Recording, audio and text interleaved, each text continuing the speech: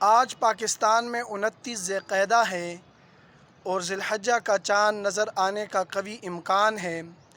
लिहाजा यकम ज़िलहज्जा से लेकर 10 ज़िलहज्जा तक बाल और नाखून न काटना मुस्तहब है।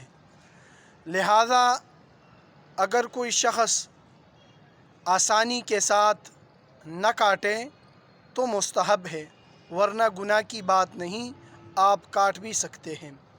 दूसरी बात यह है कि फ़राइज़ का एहतमाम किया जाए। अल्लाह रब्बुल आलमीन के यहाँ इन 10 दिनों में जो आमाल किए जाए वो दूसरे दिनों के एतबार से बहुत ही ज़्यादा बेहतर है।